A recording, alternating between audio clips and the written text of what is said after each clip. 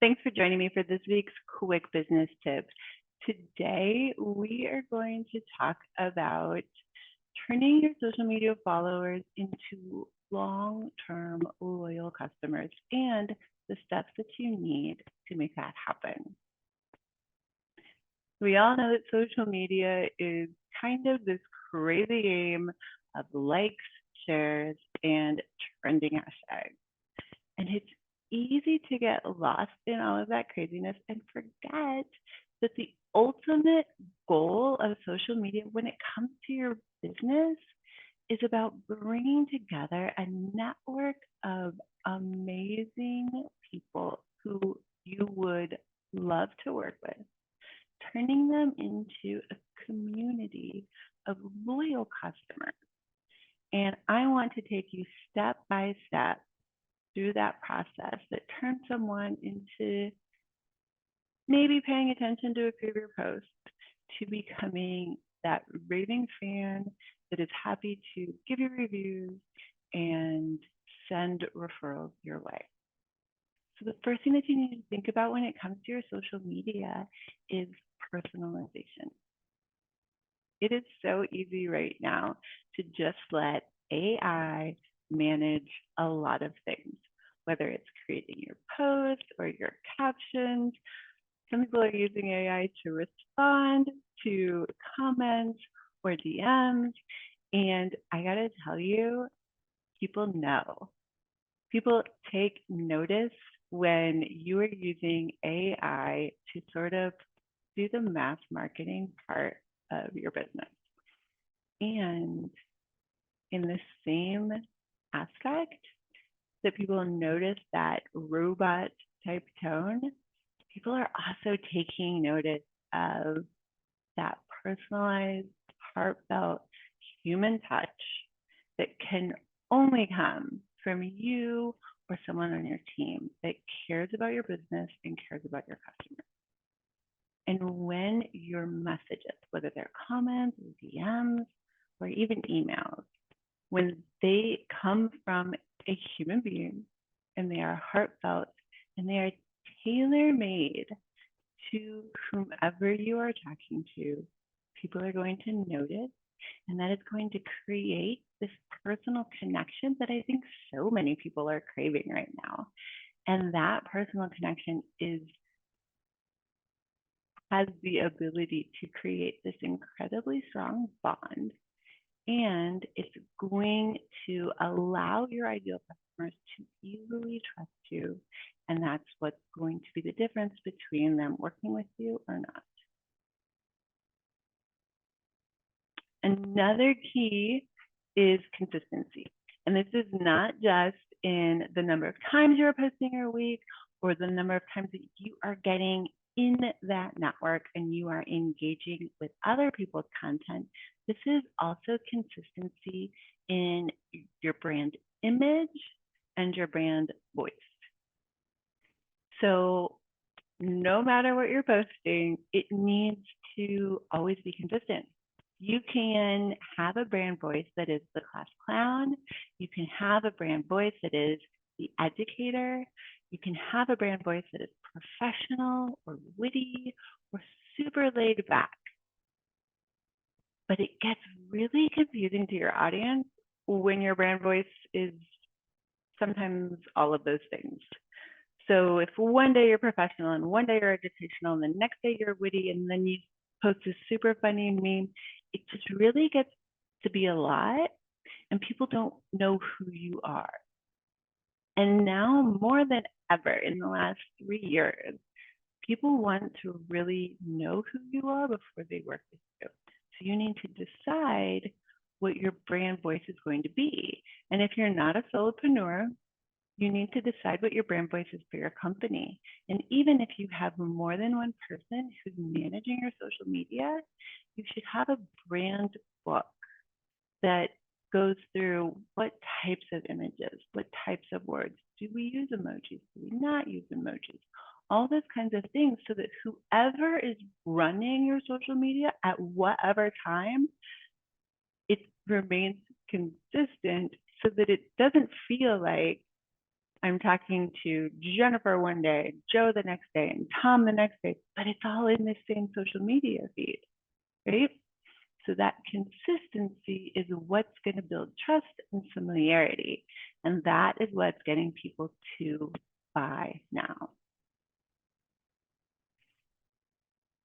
So we talked a little bit about engagement and you engaging with your network. And so it's not asking your network to engage with you is not just about likes and shares. It's also about getting them to answer questions that you pose, participate in polls that you put out, or you can share insights that invites your audience to interact with that post. And by creating posts that really encourage that interaction, you are more likely to get engagement. And engagement is that bridge between someone just flipping by your post and saying, oh, that's nice, and someone actually becoming a loyal part of your community. Now, how do we turn that engaged audience into buyers? You have to have a call to action. And I like to have at least an indirect call to action in every single post. Now, that doesn't always mean that you are telling your followers to make a purchase with every single post. It can be going and taking a look at your website, following your page. Maybe they're seeing you and they're not a follower, so your call to action can be to follow you. It can be to leave a comment, to send you a DM. It can be to go ahead and make a purchase every once in a while.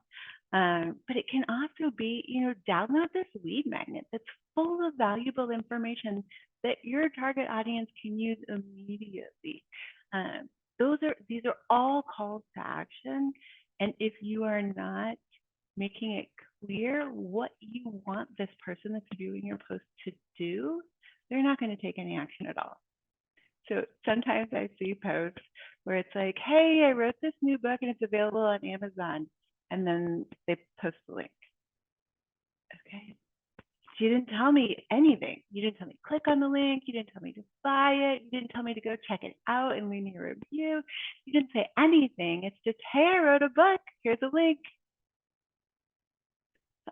You have to, as people are so not paying close attention on social media, that you have to be very direct and tell them what you want them to do.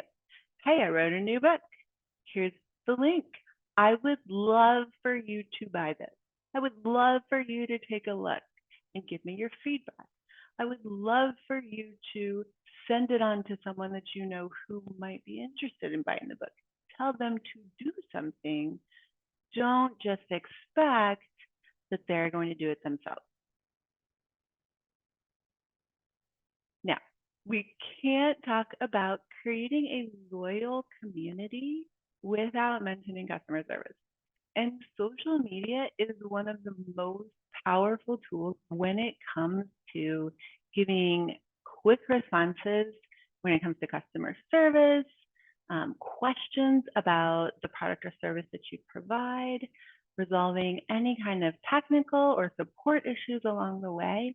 And because it is a public forum, both your current and past customers and anyone who's considering becoming a future customer is able to see your amazing customer service in action. And that is why social media is such a powerful tool when it comes to that customer service branch of loyalty. Along the lines of customer service, we have customer feedback. It is important to, with a grain of salt, listen to what your community is telling you in the comments, reviews, messages. They can all contain really valuable insight and allow you to consider what's being said, consider who's saying it, and consider what your business goals are and who you are trying to attract to your business. And then possibly make some tweaks, refine some of your offerings or the approach that you are making to those customers. So if you're excited about diving deeper into creating a really customer-centric social media plan for 2024, and don't want you to miss out on our upcoming masterclass on December 5th, where we are going to be completely crafting a 12-month content plan so that you're never waking up unsure of what should be posted on social media. We're going to go over the calls to action, the engagement, the steps that you need to take to turn these followers into paying customers. And we're going to touch very briefly on how to turn customers into repeat customers or referrals by having a really strong nurture campaign. So this is something you're not going to want to miss out on. It's 90 minutes jam-packed, full of information that can completely change your business next year. Thanks for joining me. I'm Jennifer with Limitless Impact, and I hope you come back next week for even more quick business tips.